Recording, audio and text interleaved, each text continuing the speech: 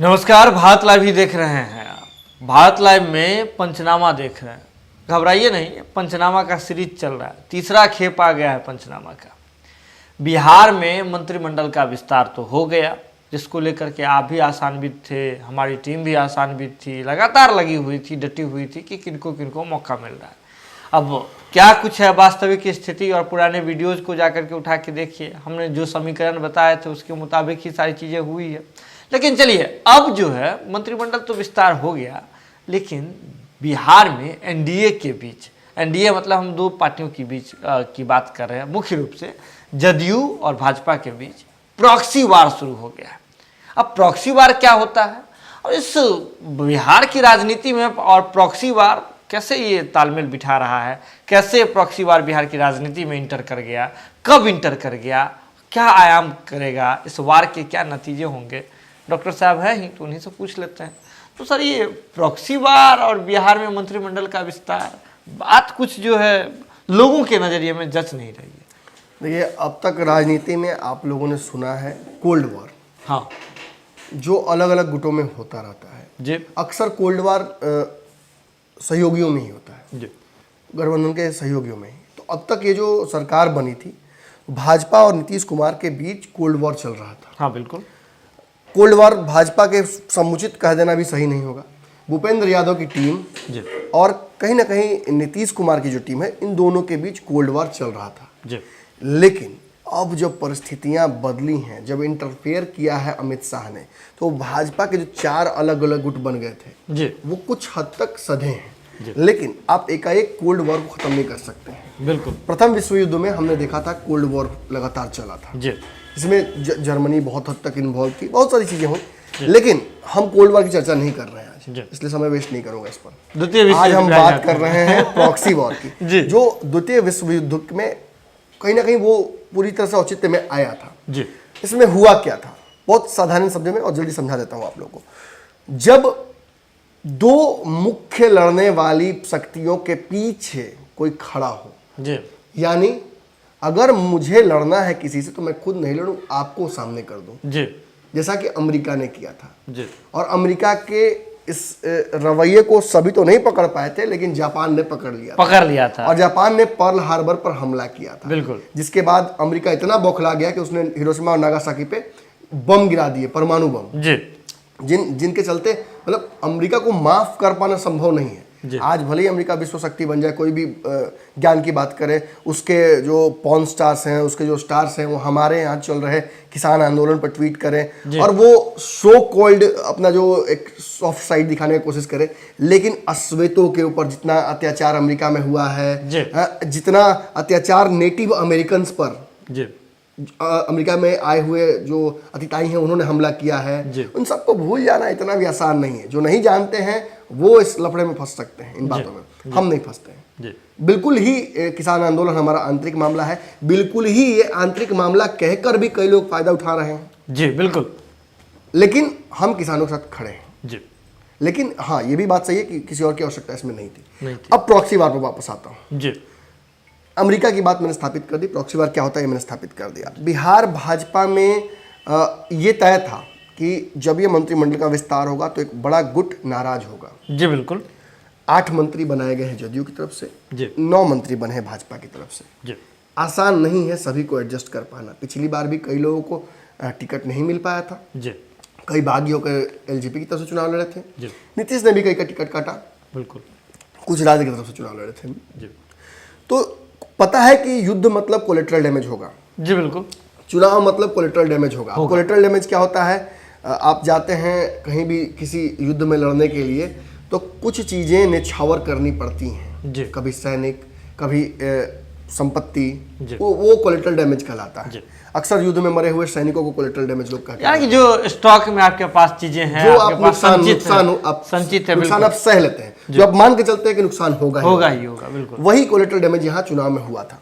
लेकिन इस बार collateral damage इतना आसान नहीं है। चुनाव के वक्त लोग पार्टी छोड़ के चले जाते हैं, लेकिन अब पार्टी में आपके रहते हुए ही आपसे वो शीत युद्ध की स्थिति में आ सकते हैं जी। लेकिन आज जब हमने कल खबर चलाई थी कि एक तरफ चिराग पासवान है, दूसरी तरफ श्याम रजक है, दोनों दावा कर रहे हैं कि जिस दिन मंत्रिमंडल का विस्तार होगा उसके अगले दिन से टूट-पट शुरू हो जाएगी। और आज ही भाजपा के एक बड़े मंत्री, एक पुराने मंत्री ये दावा कर देते हैं पहले ही घंटे में मंत्रिमंडल विस्तार के, जब उनका नाम कटा हुआ मिलता है उनको, तो वो दावा करते हैं कि नवसिखियों को दिया गया, बिल्कुल नवसिखियों को मौका मिला है, अपराधियों को मौका मिला है, नीतीश कुमार अच्छे हैं, भाजपा खराब है, सारी बातें वो कह देते हैं। और मैं हो सकता है सबसा हूं की बात नहीं बता पा रहा हूं लेकिन आपको, लेकिन इन सब से आपको क्या मतलब निकलता है? मतलब खटपट शुरू हो गया, बिल्कुल, मतलब असंतोष शुरू हो गया। और असंतोष के साथ एक खास बात है, कोरोना की तरह वायरल फैलता है। जी बिल्कुल, एक व्यक्ति असंतोष अपना जाहिर करता है और पीछे से सारे लोग आ जाते हैं।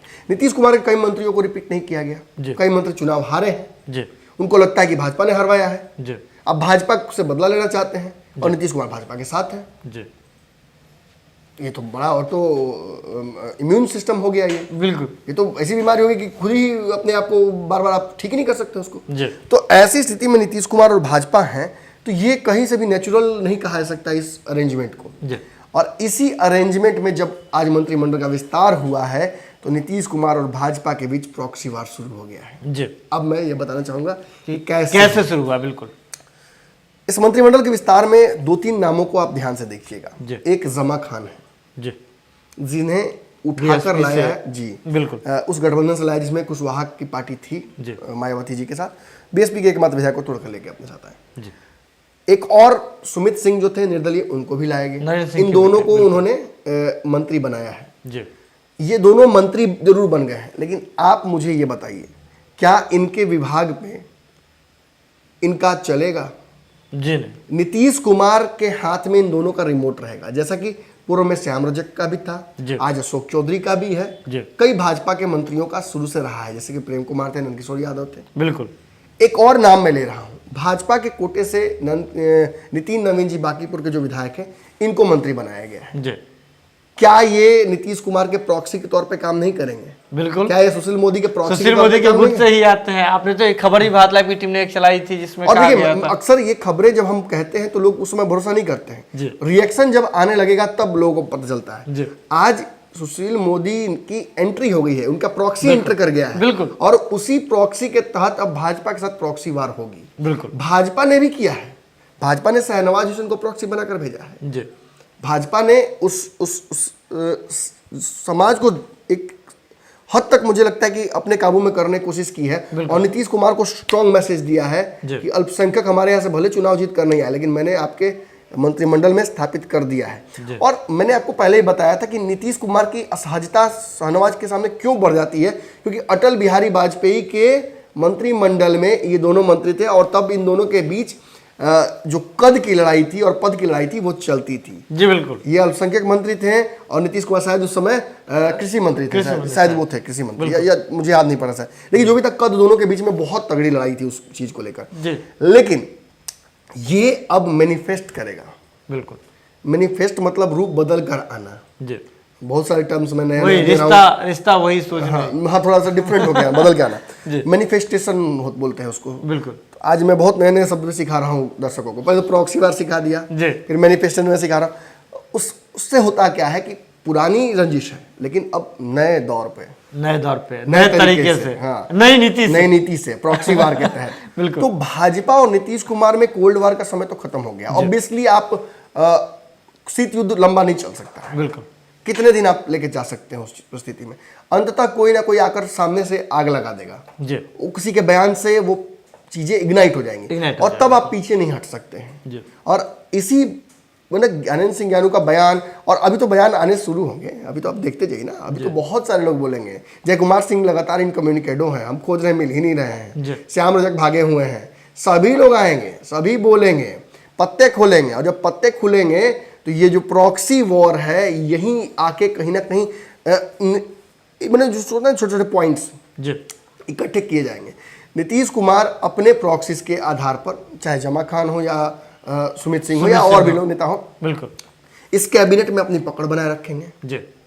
और भाजपा का जो कैबिनेट के सदस्य हैं उनमें नीतीश कुमार की एक तरह से एंट्री उस प्रॉक्सी के तहत होगी, जो कि मैंने पहले कहा था। आज जब हम और विशाल खबर कर रहे थे तो एक खबर उन्होंने मुझे बताई कि बिहार के हर गली कोने में जी। राजनीतिक गली कोने में ये चर्चा आ रही है कि नीतीश कुमार को भाजपा ने फाइनल लिस्ट दी ही नहीं थी, जी वो अंतिम मौके पर जब अनाउंस किया गया तब दिया गया। जी। और नीतीश कुमार इसको लेकर काफी नाराज भी हैं बिल्कुल। उन्हें इस बात का इल्म था, इस बात का उन्हें एहसास था कि भाजपा जो लिस्ट उनको दे पाई है, जो काट छाट करके फाइनल हुई, वही अंतिम लिस्ट है। और उस लिस्ट में उम्मीद थी कि प्रेम कुमार और नंद किशोर यादव में से किसी को वो एंटर कराएंगे बिल्कुल। लेकिन आपको समझना पड़ेगा कि, और इसके पीछे उन्हें हवाला भी दिया था जी। कि ये पुराने चावल हैं, इनके साथ काम कर चुके हैं, सामंजस्य बिठाने में दिक्कत नहीं होगी। जी। अब देखिए नंद किशोर यादव का जो प्रभार है, मतलब देखिए समझने की कोशिश जी। कीजिए, ब्रेड क्रम्स, जी यही मैं समझाने की कोशिश करता हूँ। जी। जो विभाग था, मैंने पहले कहा था जी कि ये प्रॉक्सी बन के आ रहे हैं सुशील मोदी का, नितिन नवीन, तब विभाग नहीं बटा था बिल्कुल। अब मेरी बात को स्थापित करने के लिए मेरे पास प्रूफ भी है। जी। जो विभाग नंद किशोर यादव का था वो विभाग मिला है नितिन नवीन को, पटना के ही विधायक हैं। जी कैसे देखिए प्रॉक्सीज बदल लिए, लोग बदले लेकिन प्रॉक्सी वही रहा बिल्कुल। और वो अब प्रॉक्सी वार आप बिहार में खुलकर देखिएगा। सुशील मोदी का खेमा फिर से ताकतवर होने की कोशिश कर रहा है। कहीं ना कहीं अमित शाह का इंटरफेयर करना ही इस मैटर पे, भाई बिहार भाजपा के मैटर पे, मंत्रिमंडल के विस्तार पर लगातार मंथन होना, चीजें बिगड़ना के साथ बैठक करना, बिल्कुल ये एक नैतिक जीत है सुशील मोदी के लिए। जी बिल्कुल। कि मैं नहीं था, मैं नहीं हूं यहाँ, तो आप लोगों की लड़ाई हो रही है ना। जी। ये नैतिक जीत। और यही जो सुशील मोदी बिहार भाजपा में रहने का, अपने प्रभाव का, अपने कद का वो उपयोग करके अपनी बातें मनवाते हैं। जी। 2015 में सुशील मोदी अकेले शख्स थे जो कह रहे थे कि हम नीतीश के साथ ही रहते हैं। जी। लेकिन क्योंकि मोदी का कद इतना बड़ा हो गया था कि वो एक विरोधाभास जैसा लगता, जी। सीधे मोदी का विरोध लगता। जी। लेकिन तब उन्होंने चुप्पी साध ली और बहुत कंस्ट्रक्टिवली नीतीश के खिलाफ बहुत कम बातें बोली, अगेंस्ट में रहते हुए भी। जी। और फिर 15 में जब भाजपा गई तो सुशील मोदी ने, मैं आपको दावे के साथ कह सकता हूं कि ऐसी परिस्थिति बनाई जिसमें भाजपा कमजोर हुई जी अपनी पार्टी को। और फिर 2017 में 15 से 17 तक वो नीतीश के संपर्क में थे। जी। और 17 में उन्होंने इतना कान भरा नीतीश का, इतनी असहजता बढ़ा दी उनको, जो राष्ट्रीय स्तर पर भेजने की बात हो रही थी लालू की, इन सारे बयानों को कैसे किया वो तो वो बेहतर वो समझ सकते हैं। जी बिल्कुल। लेकिन ये जरूर है कि किया उन्होंने ही। जी। और अंततः जब वो 17 में वापसी कराते हैं नीतीश कुमार की एनडीए में और सरकार बनती है तो उन्हें रिवॉर्ड मिलता है। जी बिल्कुल। सब लोग रिवॉर्ड के लिए ही करते हैं। जी। कंपनी में सबकी सैलरी होती है लेकिन इंसेंटिव जिसको मिलता है वो ज़्यादा एक्टिव होता है। जी बिल्कुल। और इस इंसेंटिव के लिए नीतीश कुमार, माफ कीजिएगा, सुशील मोदी ने लगातार ये काम किए। और आज ये जानते हैं वो अच्छे से कि जो दवाई डॉक्टर खुद देता है लोगों को, उसी को जब कोई दवाई देता है तो उसको बुझाया जाता है कि दवाई दिया जा रहा है क्यों। जी। और आज सुशील मोदी को दिल्ली भेजने की जो कवायद थी वो तो उन्होंने कर लिया, ठीक है, अपने उप मुख्यमंत्री छीन लिया ना मुझसे, मुझे दिल्ली भेज रहे हैं, मुझे प्रमोशन में डिमोशन दे रहे हैं, लीजिए मैं आपको एक नया बीमारी देता हूँ, नया समीकरण दे देता हूँ। बिल्कुल। और उस समीकरण के चलते आज बिहार भाजपा और जदयू के बीच प्रॉक्सी वार शुरू हो गई है। और आप देख लीजिएगा कोई खुल के सामने नहीं आएगा, अभी कोई सामने नहीं आएगा। ये प्रॉक्सी वार चलेगा, शीत युद्ध के बाद प्रॉक्सी वार, और ये प्रॉक्सी वार लंबा चलेगा, कम से कम बंगाल चुनाव तक चलेगा। और बंगाल चुनाव तक देखिएगा कि भूपेंद्र यादव, नित्यानंद राय, अग्रवाल और ये जो दो मुख्यमंत्री हैं, इन सब के गुटों को कमजोर किया जाएगा। इसमें से कई लोग सरेंडर बोल देंगे। मुझे तो डर लगता है, डर लगने की बात नहीं, मतलब ये लगता है कि बिहार भाजपा के कई लोग, जो संजय अग्रवाल हो या जो भी हो, ये सुशील मोदी के खिलाफ खड़े नहीं हो पाएंगे। जी। संजय जायसवाल, माफ की, सॉरी, मैं अग्रवाल बोल रहा हूँ। तो वो जो खड़े होंगे तो उन्हें हिम्मत नहीं होगी सुशील मोदी के पास खड़े होने की, और उनमें से कई लोग सरेंडर करेंगे। मैंने पहले भी देखा है लोगों को सरेंडर करते हुए। जी। मुझे उम्मीद है कि अभी भी ये सरेंडर करेंगे। जी।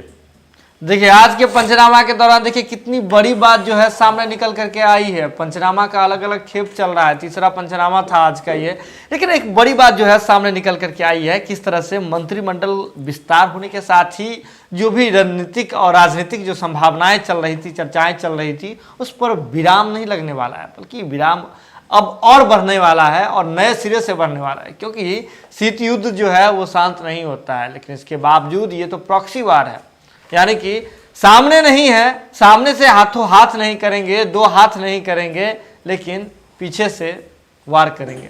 बने रहिए बात लाइव के साथ, खबरों का सिलसिला लगातार जारी रहता है। अगर आपने खबर देख लिया तो जरूरत है इसे शेयर करने की, शेयर करके अन्य लोगों तक पहुंचाने की। एक छोटा सा सहयोग के लिए कह देते हैं, यूपीआई नंबर नीचे लगातार स्क्रॉल हो रहा है, वहां जा करके हमें आप आर्थिक सहयोग कर सकते हैं। बने रहिए बात लाइव के साथ, बहुत बहुत धन्यवाद। अगर ये वीडियो पसंद आई और वह बिहार के राजनीति और बिहारियत से सरोकार रखेनी तो सब्सक्राइब बटन दबा के चैनल के सब्सक्राइब कर ली। ओजे एगो घंटी बा, ओकरा बटन दबा देला से कुल सटीक और मारक खबर रुआ मुफ्त में मिल जाई।